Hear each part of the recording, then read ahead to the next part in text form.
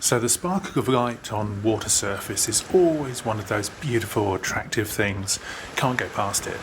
But how do you paint it? So what I'm doing is taking a diluted wash and going across the paper surface with it. Now that paper has got texture, so what I'm aiming to do is hit the peaks on the paper and not the troughs. So I'm going across slowly, horizontal marks because this is water, and gradually building this up, filling in on the left hand side there, leaving the center so that there's a lot more of the white paper showing, and then going to the other side and doing the same thing. It's all about having a light touch and using a brush which is not fully loaded with water. If it's too wet, then that will just fill in and create a puddle effectively on your paper, and there's nothing you can do about that. You'll lose all of the whites. But doing it this way, there's a certain amount of brush control and understanding how wet everything is, as there always is in watercolour, but filling it all in and reserving whites. That's the bottom line to it. So here I've done the vast majority of the surface of the water, and what I want to do next is put in some sky. So I'm doing the opposite. I'm having a very wet brush on this, so there are no white marks left behind at all. And I'm bringing that down to what is effectively the horizon line where the water finishes, and leaving just a fine white line all across the bottom there. You often get that when you do have brightness on the water as a sort of reflected line in the landscape, and it's beautiful, and it's just the sort of thing that I want to keep in, and I often do put into my paintings when I'm doing such a scene. So now with the sky dry, I can add in a little bit of land behind. Obviously a darker tone here, and the darker tones are helping to bring out the light in the water. I'm bringing all of that down to the horizon line, just filling all of that in, and I've now effectively got a landscape as it is. But to keep going, I'm just darkening the water a fraction more with the same tone as I've used in the background there.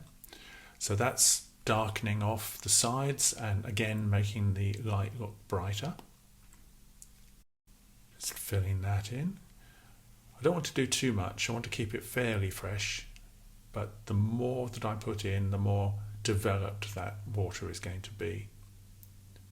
The longer I go with that, the more careful I have to be, so I'm taking my time with those marks and going a little bit slower. Now I'm adding in a little bit of extra land, so this is darker again, and of course that higher contrast is making the water look brighter still.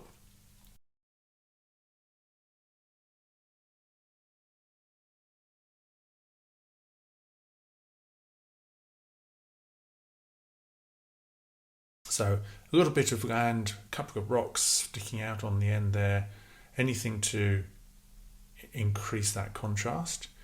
And on the other side, put in something like a yacht, because a boat in a landscape is always evocative, and in this case it's a perfect thing to have there on that side of the picture. So just a little bit of detail, suggestion of detail in it.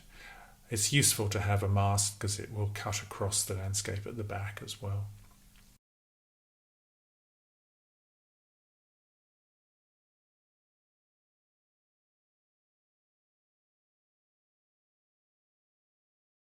So just place that in, a little bit more dark in the water, some of those tones just matching.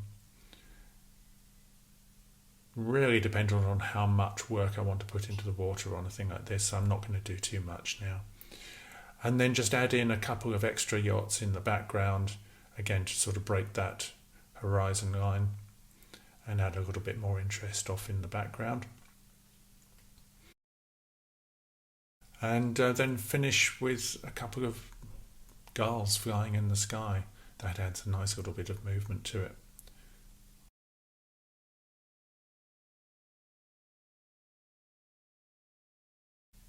And that's it. there's the finished painting. Just done in tones, nothing more than that.